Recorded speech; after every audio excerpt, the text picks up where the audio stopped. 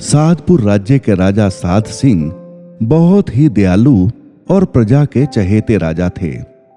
उनके कोई संतान नहीं थी। इसी गम में राजा और रानी दोनों परेशान रहते थे। उन दोनों ने इसे भगवान की मर्जी मानकर स्वीकार भी कर लिया था। राज्य की जनता भी राजा के गम से दुखी थी।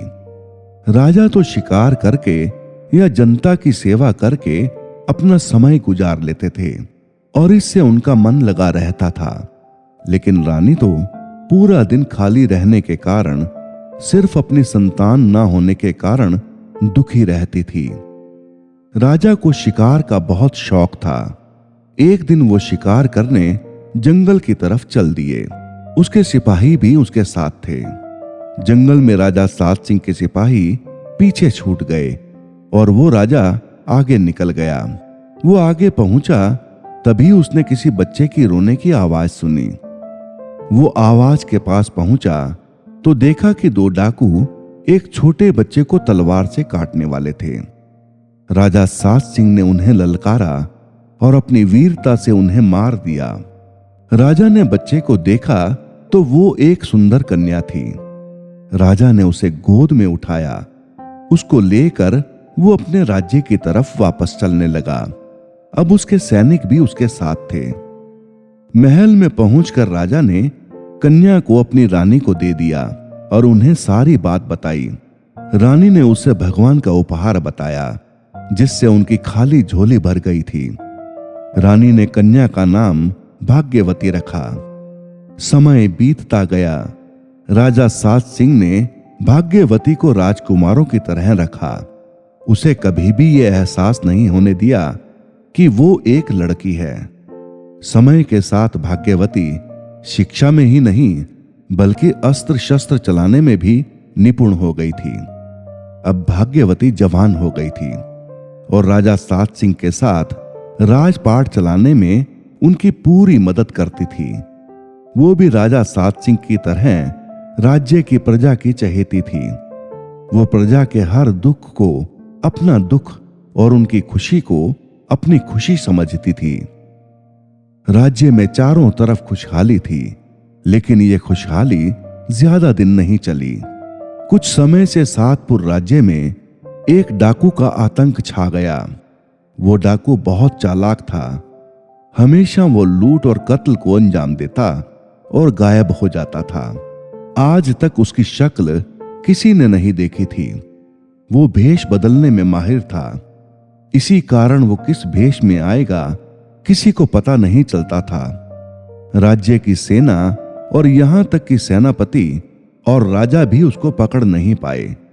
इसी फिक्र में राज दरबार में सभी बैठे थे।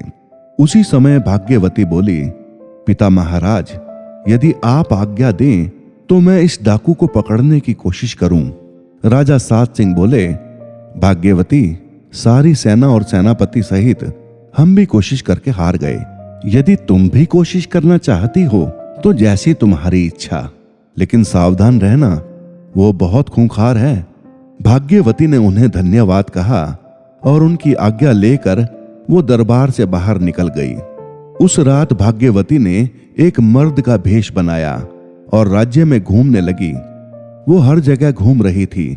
बाजार, गलियों, खेतों में लगातार घूमते हुए उसे 5 दिन बीत गए, लेकिन वो डाकू का पता नहीं लगा पाई।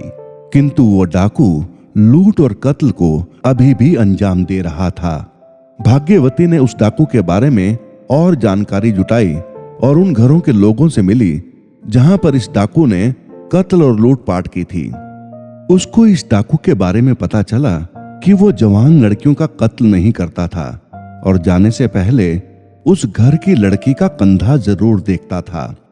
इस जानकारी से भाग्यवती को आश्चर्य हुआ, लेकिन इसी से उसको उस डाकू को पकड़ने की तरकीब सूझी। अगले दिन उसने राज्य में घोषणा करवाई कि राजा साध सिंह के जंगल वाले पुराने महल में सब राज्य की लड़कियां इकट्ठी होकर गौरी की पूजा करेंगी, जिससे कि उन्हें मनचाहा वर मिल सके। इसमें कोई भी मर्द शामिल नहीं होगा और राजकुमारी भाग्यवती इस आयोजन का संचालन करेगी। तय समय के अनुसार भाग्यवती कुछ बहादुर लड़कियों को साथ लेकर जंगल के महल में पहुंची और डाकू का इंतजार करने लगी। उसे पूरा विश्वास था कि डाकू इस घोषणा को सुनकर यहां जरूर आएगा। भाग्यवती को ज्यादा इंतजार नहीं करना पड़ा। उसने देखा कि एक साया दीवार फांद कर अंदर दाखिल हो गया था।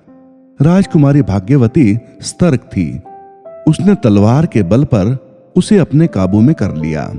उसे पकड़कर दरबार में पेश किया गया। अब राजकुमारी भाग्यवती ने उस डाकू से लूटपाट और लड़कियों का कत्ल ना करने का कारण पूछा तो उसने बताया कि वो जन्म से डाकू नहीं था। कुछ डाकू उसकी नवजात बेटी को उठाकर ले गए और उसे मार दिया और इसी गुस्से में वो डाकू बना। मेरी बेटी के बाएं कंधे पर एक गुलाब का गोदना बना हुआ था। मैं हर लड़की का कंधा इसलिए देखता था कि शायद मेरी बच्ची अभी जिंदा हो।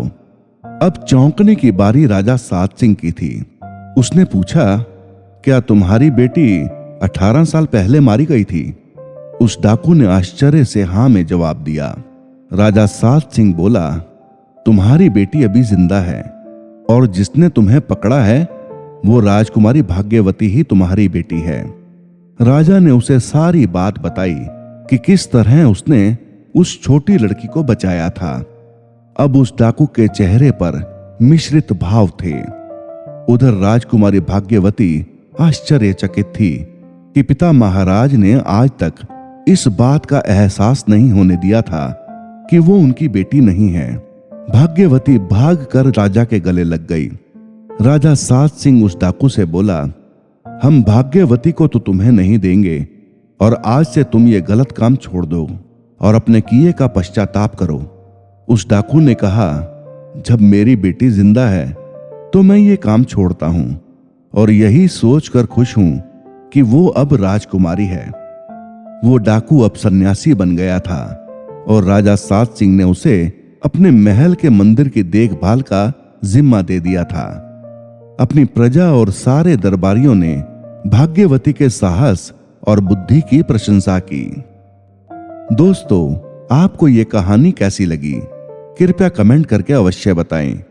यदि कहानी अच्छी लगी हो तो कृपया चैनल को लाइक और सब्सक्राइब अवश्य कर दें। धन्यवाद।